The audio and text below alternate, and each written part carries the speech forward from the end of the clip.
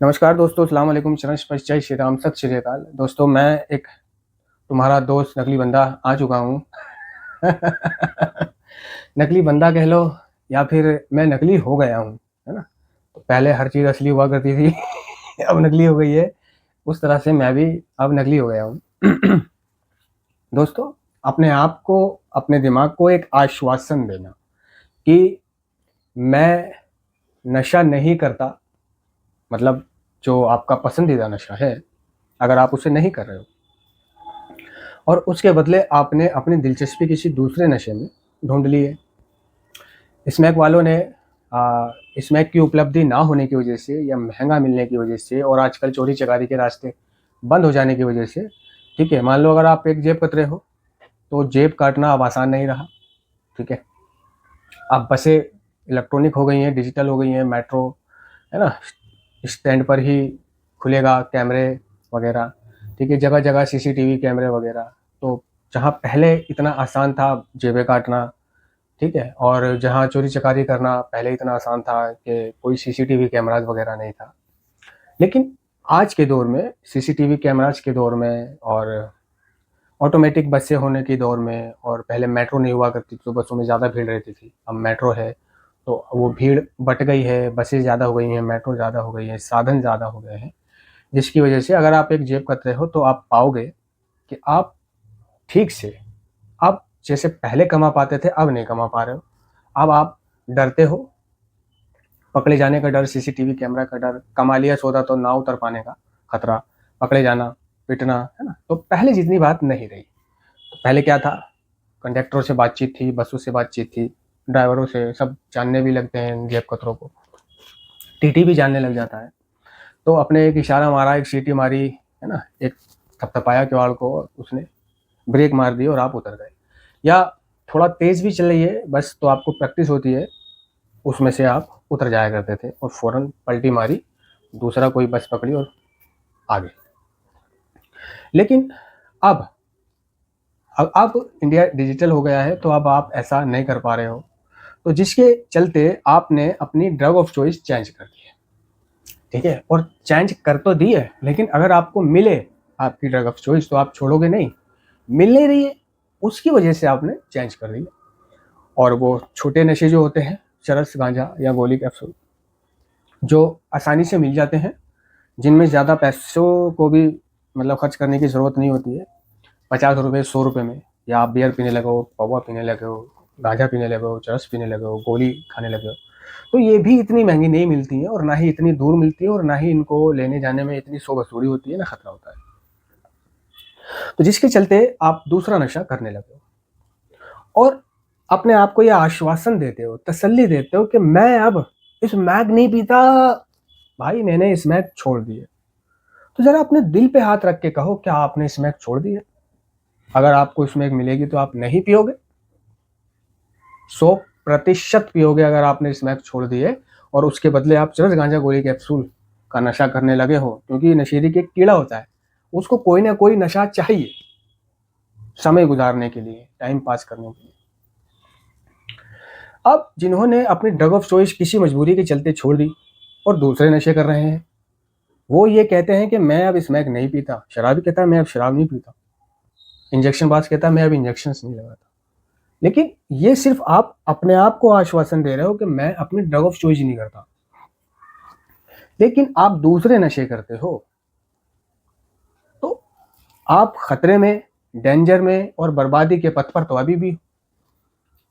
उस बात से नहीं मतलब आपके शरीर को, आपके एडिक्शन को, कि आप कौन सा नशा करते हो। आप नशा करते हो बस, तो आप क्लीन नहीं कहलाओगे।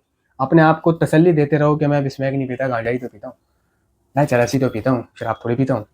तो ये सिर्फ आश्वासन देने वाली बात है, लेकिन अगर आप अपनी सेल्फ इन्वेंट्री लो और सच सच बताओ, तो आप कहोगे कि मैं इनसे भी परेशान हूँ।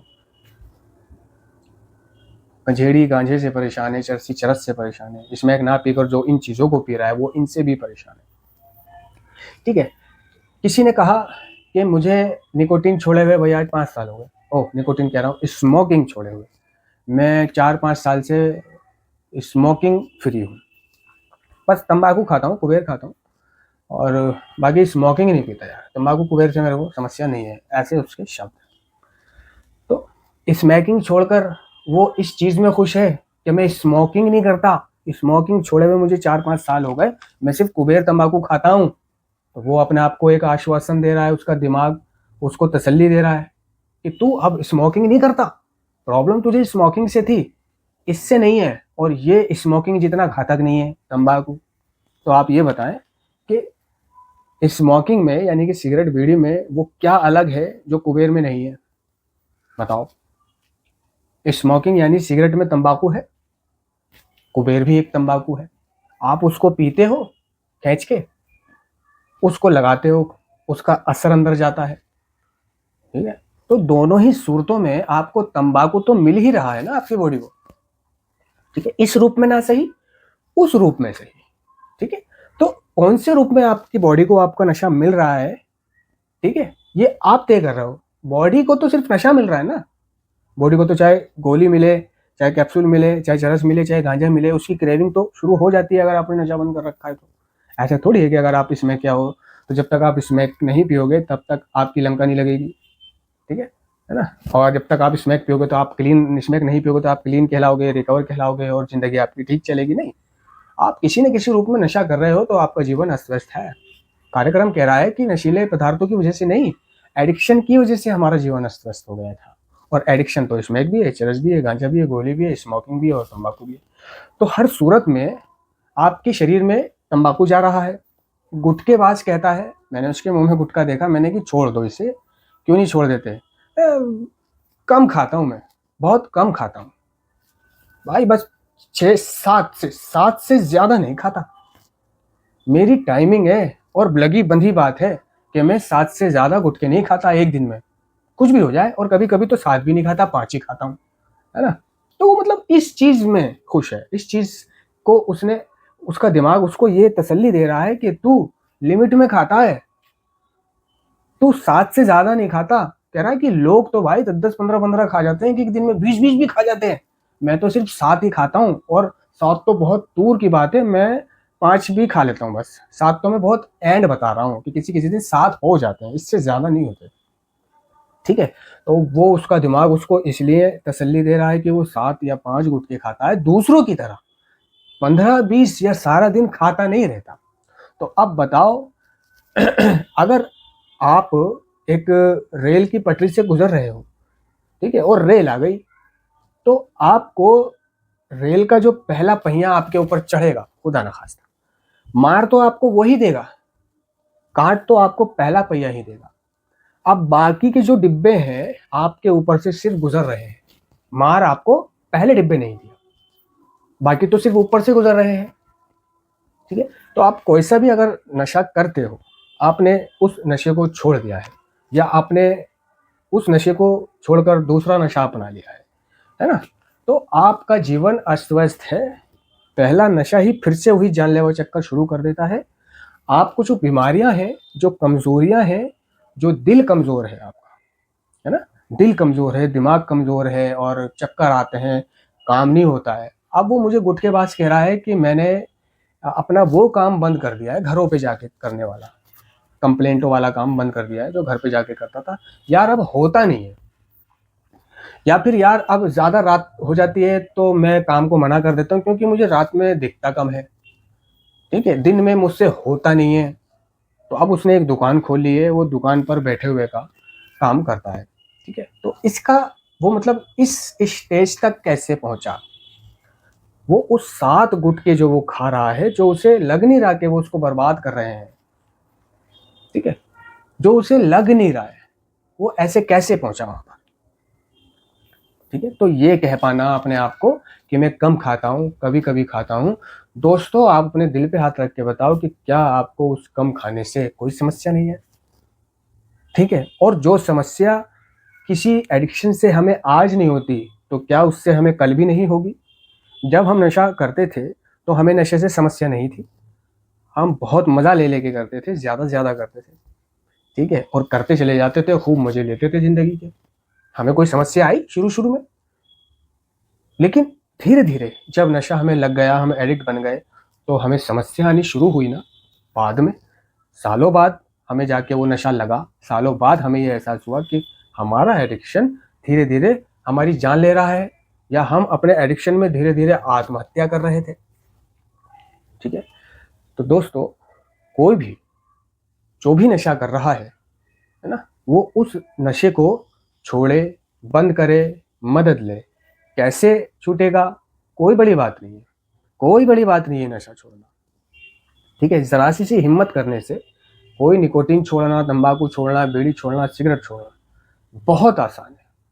सिर्फ 1-2 दिन की जो मानसिक खिंचाव, विचार, तनाव, परेशानी, या जो आपने अपनी मानसिकता बना रखी है कि अगर मैं बीड़ी नहीं पीता हूँ तो मुझे चक्कर आते हैं, अगर मैं चाय नहीं पीता हूँ तो सर में दर्द रहता है, अगर मैं ये नहीं करता हूँ तो ऐसा रहता है ना, अगर मैं तंबाकू नहीं खाता हूँ तो कब्ज हो जाता है, बीड़ी नहीं पीता हूँ तो कब्ज हो जाता है। तो ये जो आपकी मानसिकता बनी हुई है, ये आपने बनाई है।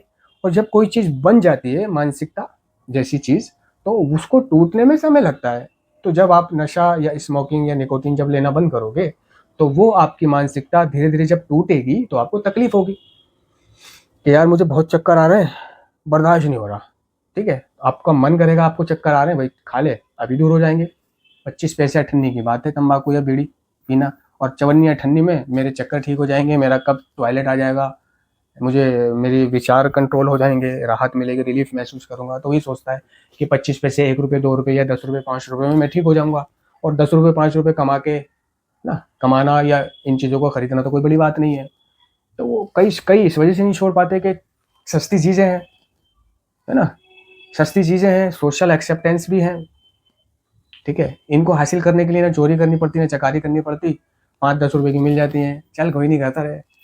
नहीं, ये 5-10 रुपए की चीज़ें भी आपको बर्बादी की तरफ लेकर के जा रही हैं, आप ये अच्छी तरह से जानते हो। ठीक है, और जब आप कोई भी नशा, निकोटीन बंद करोगे तो आपको थोड़ी सी जो आपने मानसिकता बना रखी है वो जब टूटेगी तो दर्द होगा, चक्कर आ रहे हैं आने दो, कमजोरी फील हो रही है होने दो। लेकिन इसके बाद जो आपको राहत मिलेगी, इसके बाद जो आपको राहत मिलेगी, गुटके बाद अगर गुटके छोड़ दे, महीना भर छोड़ दे, तो वो देखेगा कि उसमें जान आ गई। बीड़ी वाला, सिगरेट वाला अगर महीना भर बीड़ी सिगरेट छोड़ दे तो बहुत दूर की बात, 10-15 दिन भी छोड़ दे ना, तो वो टोटल अपने आप को एक मर्द मानने लगेगा। उसकी बॉडी में ऐसे पंपिंग हो जाएगी और उसकी मर्दाना ताकत जोश मारने लग जाएगी उसके अंदर ना, ऐसे चटकाएगा वो अपनी बॉडी को। जो बॉडी अंदर से चिपक गई है, नशा कर करके आतड़ियाँ चिपकी हुई है, नसें चिपकी हुई है, खाल चिपकी हुई है, बॉडी चिपकी हुई है, सब चिपका हुआ है एक दूसरे से, ये खुलेगा, ऐसे करके खुलेगा, आप में जान आएगी, आप भाग पाओगे, आप दौड़ पाओगे, आप जो काम करते थे वो काम कर पाओगे, आपको काम करने में कोई परेशानी नहीं होगी, कोई दिक्कत नहीं होगी, आपको संभोग का मजा आएगा, आपको जिंदगी का मजा आएगा, है ना। और कमजोर रहकर, बीमार रहकर, अस्वस्थ रहकर, लाचार, मजबूर, दूसरों पर निर्भर रहकर जिए तो क्या जिए, क्या जिंदगी, एक बीमार की क्या जिंदगी, एक कमजोर की क्या जिंदगी, एक डरपोक की क्या जिंदगी, जिसके जीवन में ताकत नहीं, हंसी नहीं, खुशी नहीं, मौज नहीं, मस्ती नहीं, जो भाग नहीं सकता, जो दौड़ नहीं सकता, जो कूद नहीं सकता, जो छलांग नहीं मार सकता, जो काम ठीक से नहीं कर सकता, जो वजन नहीं उठा सकता, जो सीढ़ियां नहीं चढ़ पाता, जो भाग दौड़ नहीं कर पाता, है ना, जो वर्कआउट वाले काम नहीं कर पाता, तो क्या जी रहा है वो। तो 3 दिन की तकलीफ के कारण आप लोगों ने अपने आप को बुज़दिल, बीमार, क्या क्या बना रखा है।